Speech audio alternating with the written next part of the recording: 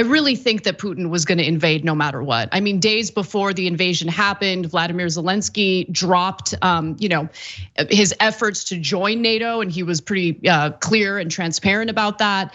And if Putin's genuine concern was really NATO, which again, I'm calling into question at this point, what he has done through this invasion has been a complete and utter disaster for his own objectives, because now you have other European countries calling to join NATO, Finland being one of them. And so this has been a complete and utter disaster for the Russian economy, for the alleged objectives that Vladimir Putin has in regard to NATO. And while I'm definitely ready and willing to do extensive coverage, and we have been doing extensive coverage of some of the atrocities that the United States has committed across the globe, the fact of the matter is what Putin has done is beyond reprehensible, deplorable, absolutely disgusting, especially when you consider the fact that he's now indiscriminately firing rockets and cluster bombs in civilian areas.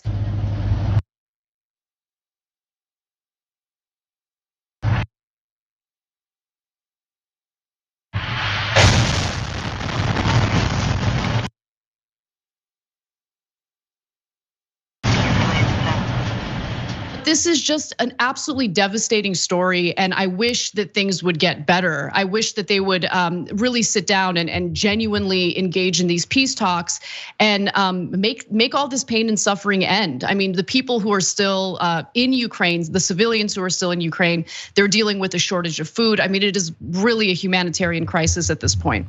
Well, and it's actually funny that you mentioned that, because they are having some of the same sorts of problems on the other side. So I want to give you a little bit of analysis of some of the things that are hampering the Russian war effort. Again, bearing in mind, this is coming from an actually, in this case, anonymous Western official. So bear that in mind. But their analysis is the reason why it's happening, why Russia is having so many problems, why they're moving slower, why they're suffering more casualties, is that commanders feel that they have to move further forward to get greater impetus and control over operations. And so difficulties sort of breed more difficulties. You sort of go like the effect, like the equivalent of going on tilt. That seems to be what they're indicating here.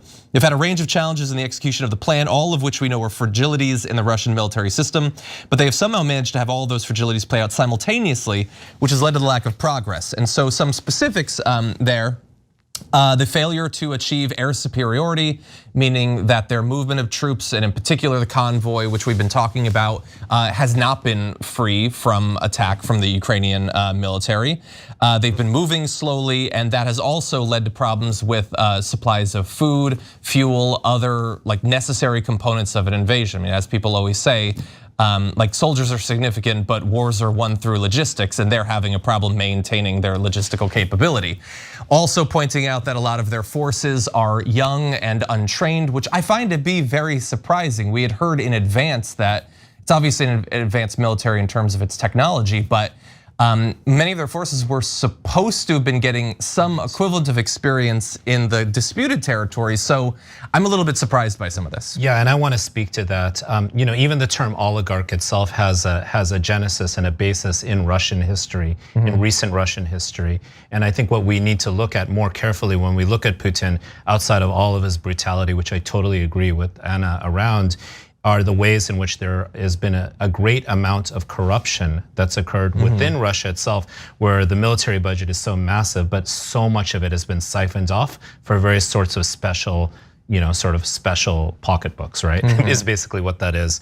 And I think what I was trying to speak to earlier is the larger history by which we constructed Putin as an antagonist, right? We constructed him as a foil for us, and actually that kind of served our own purposes, the United States and NATO's, and now that's blowing back at us. That both benefited Putin and at that time benefited ourselves. And we have to just look at the history of how we essentially liquidated Russia during the Yeltsin time and essentially turned it into a neoliberal state without any sort of social safety net.